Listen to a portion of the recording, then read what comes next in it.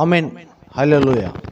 ప్రభువైన యేసుక్రీస్తు వారి మితిలేని కృపతో మరి యొక్క దినమును సంతరించుకున్న మన జీవితంలో యేసుక్రీస్తు వారి యొక్క శిలువ శ్రమల ద్వారా, అన్యాయపు తీర్పుల ద్వారా, ప్రభు యొక్క శిలువ త్యాగ రక్త ద్వారాల ద్వారా విమోచించబడిన మనము ప్రభు యొక్క శ్రమలను జ్ఞాపకం చేసుకున్నట్టు మనము కూడా శ్రమల దినములను ఆచరించవచ్చు. ప్రభు యొక్క రూపమును పోలి నడుచుకున్నట్టుకు ప్రభు అనుగ్రహించిన 5వ దినమును బట్టి వందనాలు. ఈ 5వ దిన సహవాసమునకు మిమ్మల్ని ప్రేమపూర్వకముగా ఆహ్వానిస్తున్నా. ఏ పాపమెరుగని ఓ పావనమూర్తి, పాప విమోచకుండా, నా పాలి దైవమా, నా పాపముల కొరాకి పాట్లు నొందినావా. నా పాలి దైవమా, నా పాపముల కొరాకి పాట్లు నొందినావా.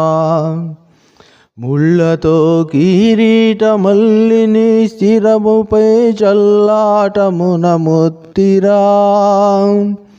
ముళ్ళ పోట్లకు శిరము తల్లడిల్లగ సొమ్మసిల్లిపోతివి రక్షక. ముళ్ళ పోట్లకు శిరము తల్లడిల్లగ సొమ్మసిల్లిపోతివి రక్షక. కలువరి గిరిదనుక సిలువ మోయాలేక కలవరా ముందినావా. సిలువ నీతో మోయ తులువలు వేరొకని తోడుగా ఇచ్చినారా. సిలువ నీతో మోయ తులువలు వేరొకని తోడుగా నిచ్చినారా. చెడుగు యూదులు పెట్టు పడరాని పాట్లకు సుడివడి నడచినావా. కడకు కల్వరిగిరి కడగేగి సిల్వను గ్రక్కునాదించినావా. కడకు కల్వరిగిరి కడకేగి సిల్వను గ్రక్కునాదించినావా. ఆ కాల కరుములు భీకరంబుగా నిన్ను ఆ కొయ్యపై నుంచిరా. నీ కాలు చేతులు ఆ కొయ్యకే సూది మేకులతో గుచ్చినారా. నీ కాలు చేతులు ఆ కొయ్యకే సూది మేకులతో గుచ్చినారా. పలు విధముల శ్రమలు చలరేగ తండ్రికి నెలుగెత్తి మొరలిడితివా. సిలువపై పలుమారు కలుగుచుండెడి బాధ వలన దాహము నాయనా. సిలువపై పలుమారు కలుగచుండెడి బాధ వలన దాహమాయనా. బల్లి దుండగు బొటులు బల్లెమున నీ ప్రక్క జల్లిదడబడబొడిచినాడా. ఉల్లోలముల వలె నల్ల నీరు బకంగా చల్లారె కథ కోపము. ఉల్లోలముల వలె నల్ల నీరు బకంగా చల్లారె కథ కోపము. కటకట పాప సంకటము బాపుటకింత ఫలబాధ నొందినావా.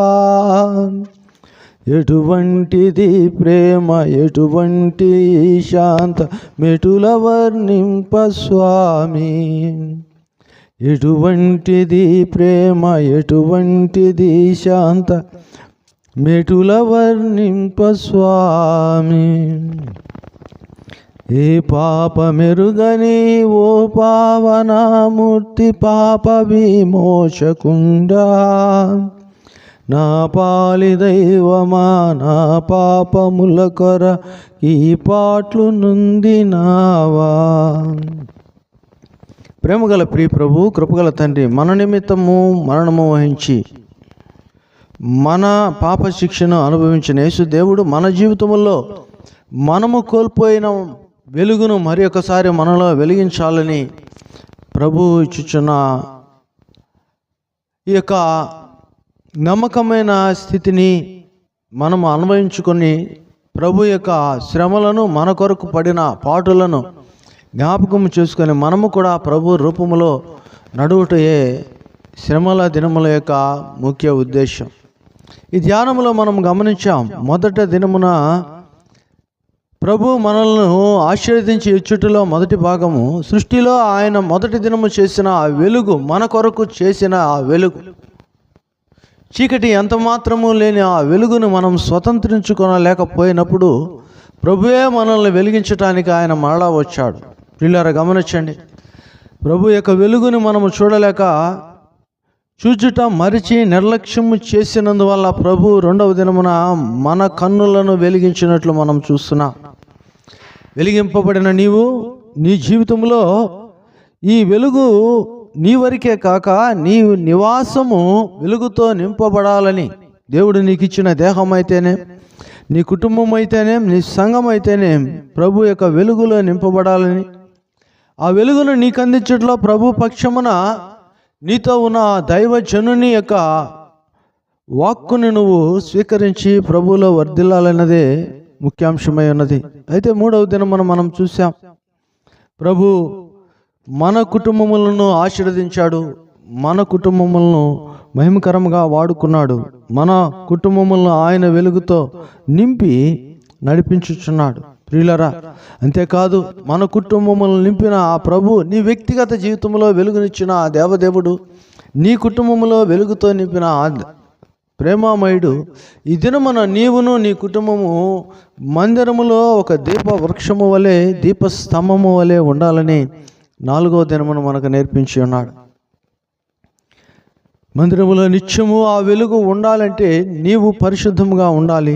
ఆ వెలుగులో నిన్ను నీవు సరి చేసుకోవాలి. అయితే ఈ యొక్క ఐదవ దినమును మనం గమనించినట్లయితే ఈ 4-5 దినాలకు మధ్యలో ప్రభు యొక్క పునరుద్ధాన దినం ఆదివారపు దినం అన్నది. ఆదివారం మనమందరము మందిరములో చేరి ప్రభువుని ఘనపరిచి, ప్రభువుని మహిమపరిచి, ప్రభువుని స్తుతించి ఆనందించిన వారమై ఉన్నాం. అది ప్రభువు మెచ్చుకొని మనకు ఆశీర్వాదమును అందించిన వాడై ఉన్నాడు. మనం అర్పించుచున్న స్తుతి ఆగమును బట్టి, మనము వినుచున్న వాక్యమును బట్టి, దాన్ని అన్వయించుకొని నడుచుటకు తీసుకున్న తీర్మానమును బట్టి, నడిచిన విధానమును బట్టి ప్రభు మనల్ని ఆశీర్వదించి ఒక 5వ దినమునకు నడిపించి ఉన్నాడు. అయితే 5వ దినమున మనం గమనించినట్లయితే మన వినుచున్న యొక్క ఈ సంవత్సర వాక్య భాగంలో వెలుగు అంశముగా తీసుకొని ముందుకు వెళుతున్నా. ఈ దినమున వెలుగై ఉన్న మార్గమును మనం చూస్తున్నాం. వెలుగులో ఇంతవరకు సృష్టిని వెలిగించిన ప్రభు వెలుగు, మన కన్నులను వెలిగించిన ప్రభు వెలుగు, మన కుటుంబములను, మన నివాస స్థలములను వెలుగుతో నింపిన ఆ ప్రేమామయుడు, వెలుగుగా మనల్ని మార్చి దీపస్తంభముగా ఏర్పరచుకున్న ప్రభు ఈ దినమున ఆయన మందిరములోని వెలుగును మనం ఆహ్వాదించాలని ఆయన మనకు తెలియచేస్తున్నాడు. గమనించండి, ఇశ్రాయేలు ప్రజలకు ఆయన దినమున మందిరమును నిర్మించిన తర్వాత, లేక మోషే దినములో ఉన్న ఆ యొక్క టబర్నికల్, ఆ తెరలు గల మందిరాన్ని నిర్మించిన తర్వాత దేవుని యొక్క మహిమను గురించి, ప్రభు వారిని నడిపించిన విధానమును గురించి సంఖ్యాకాండం స్పష్టంగా తెలియచేస్తుంది.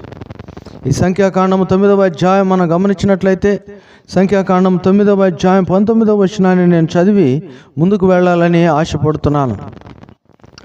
సంఖ్యాకాండము 9వ అధ్యాయము 19వ వచనము, ఆ మేఘము బహుదినములు మందిరము మీద నిలిచిన ఎడల ఇశ్రాయేలీయులు యెహోవా విధిని అనుసరించి ప్రయాణము చేయకుండిరి.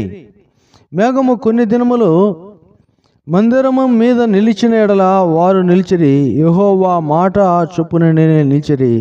యెహోవా నోటి మాట చొప్పుననే ప్రయాణము చేసిరి. ఆ మేఘము, అలాగే మేఘము సాయంకాలము మొదలుకొని ఉదయం వరకు నిలిచిన ఎడల ఉదయం ముందు ఆ మేఘము పైకెత్తబడగానే వారు ప్రయాణము చేసి, పగలేమి రాత్రేమి ఆ మేఘము పైకెత్తినప్పుడే వారు ప్రయాణము చేసిరి. ఇశ్రాయేలీల మధ్య ఇప్పుడు మందిరం ఏర్పరచబడ్డది. ఈ మందిరమును ప్రభు యొక్క మహిమతో నింపినప్పుడు అక్కడ జరిగిన సంఘటన ఏంటంటే, మందిరము మీద ఒక మేఘం ఆవరించుచున్నది. ఆ మేఘము ఆగిపోయినప్పుడు వీళ్ళు ఆగుతున్నారు, మేఘము కదిలినప్పుడు వీళ్ళు బయలుదేరి వెళ్తున్నారు. ప్రియ సహోదరుడా, సహోదరి, యాకోబుగా మారిన ఇశ్రాయేలు, యాకోబు నుండి ఉద్భవించిన ఇశ్రాయేలు, యాకోబుగా ఉన్నవాడు ఇశ్రాయేలుగా మారిపోయాడు. మారిన ప్రజలు నడిపించేది దేవుని యొక్క మేఘం. ఆ మేఘం ఏమిటో మనం పైన సంఖ్యాకాండం 9వ అధ్యాయం 15వ వచనం మనం గమనించగలం. సంఖ్యాకాండము 9వ అధ్యాయము 15వ వచనము, వారి మందిరమును నిలబెట్టిన దినమున క్షమించండి, వారు మందిరమును నిలబెట్టిన దినము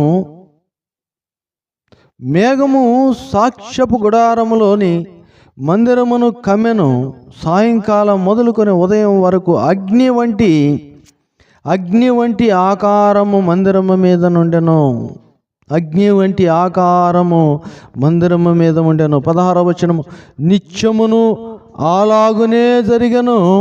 మేఘము మందిరమును కమ్మెను, రాత్రి యందు అగ్ని వంటి ఆకారము కనబడెను.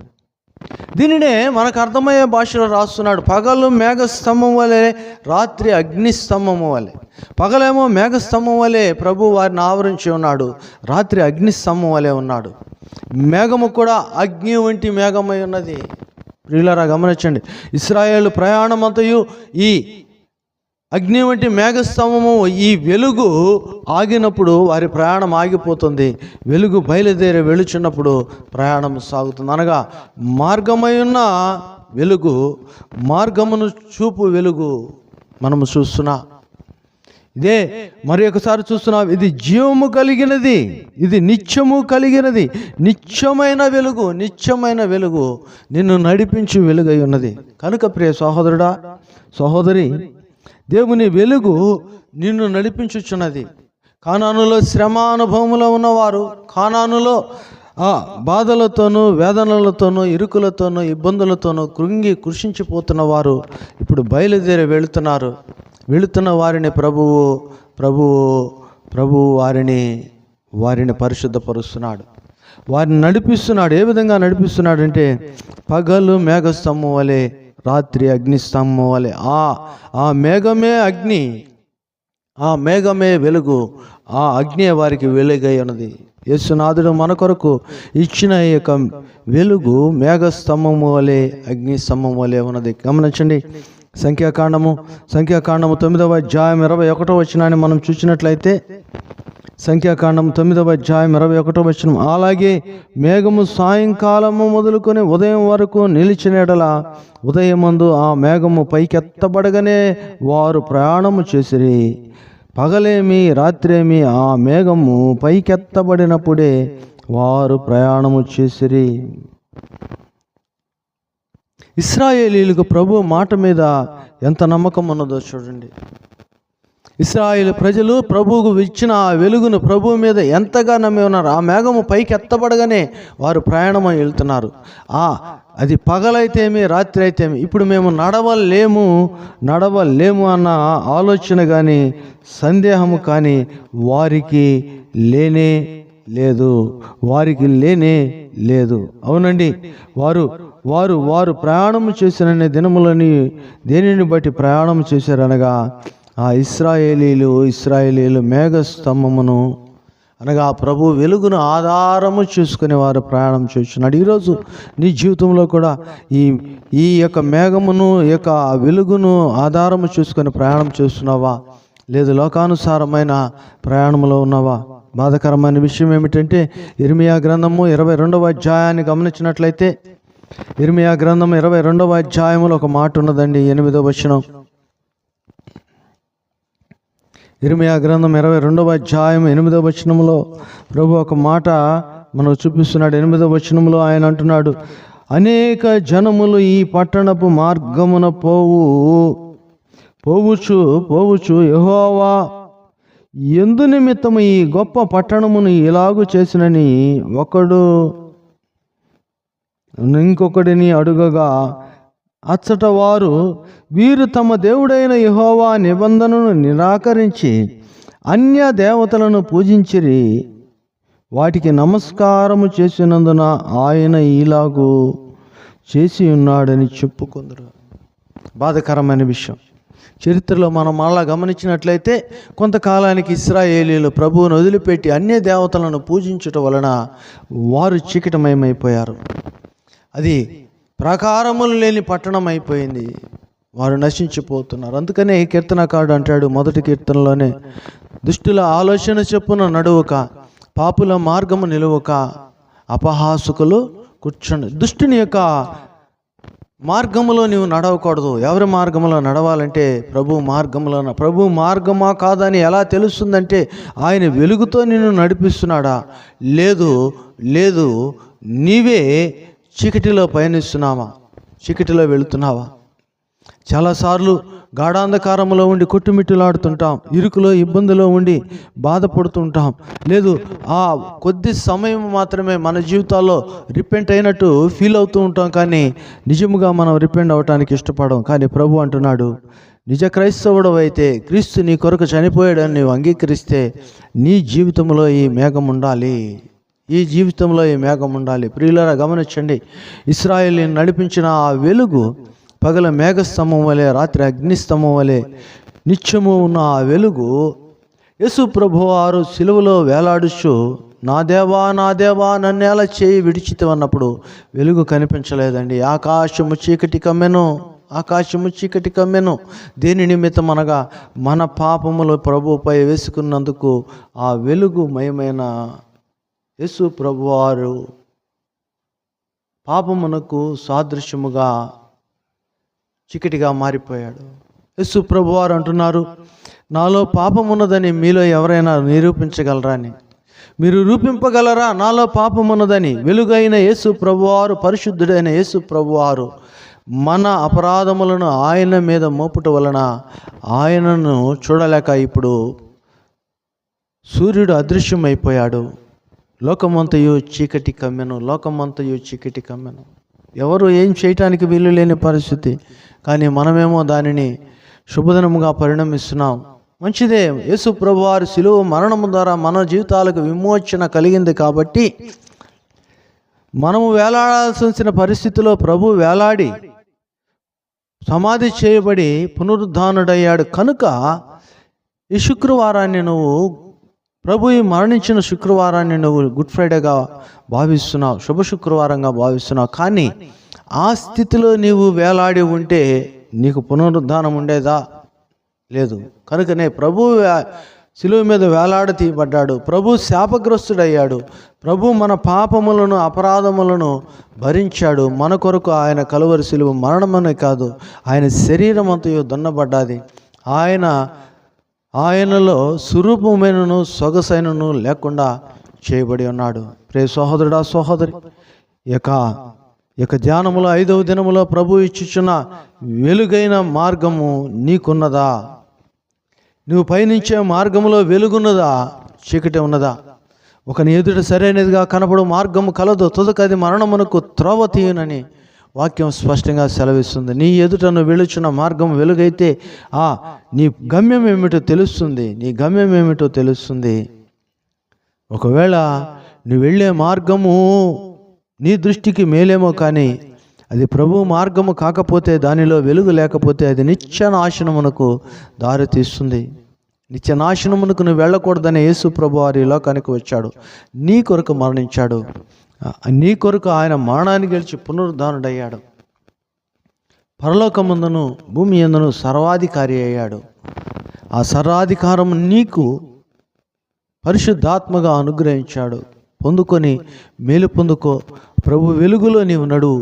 ఏ మార్గంలో ఉన్నావో పరిశీలన చేసుకో. తల వంచుకో. నీ కొరకు నేను ప్రార్థన చేస్తున్నాను. నా ప్రార్థన వరకు నీకు చాలదు, నీవు ప్రార్థించాలి. సిలువలో వేలాడుచున్న 2 దొంగలలో ఒక వ్యక్తి మాత్రమే అడుగుతున్నాడు, అయ్యా నన్ను నీ రాజ్యములో చేర్చుకొనమని.